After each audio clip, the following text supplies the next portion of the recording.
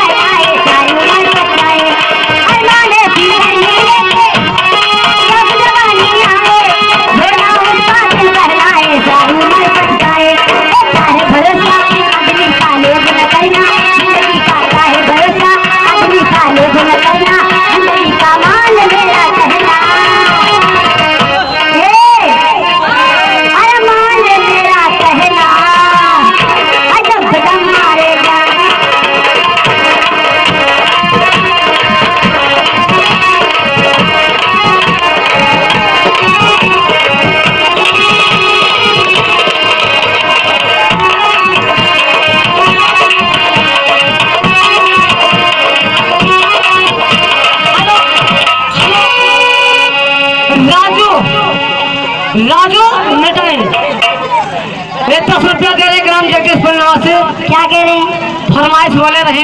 कौन सी? दूसरे में बोले रहे बाकी कुछ कट गया है ना, पूरा नहीं है। पूरा नहीं है?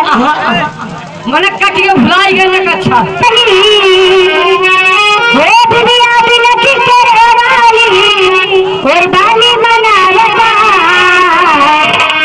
घरी आजा, अरे घरी आजा सजनवा उठ माली बोलावता, घरी आजा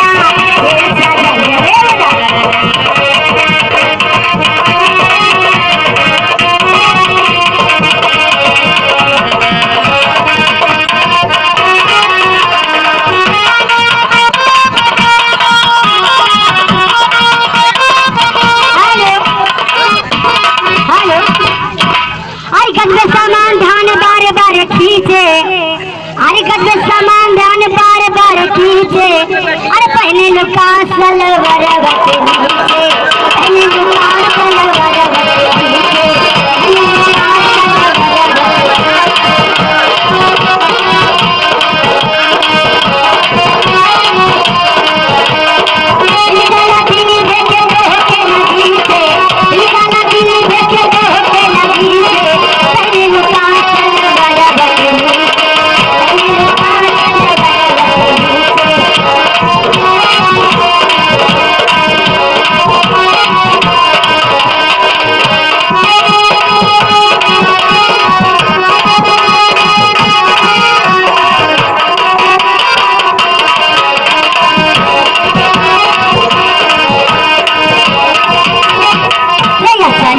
पान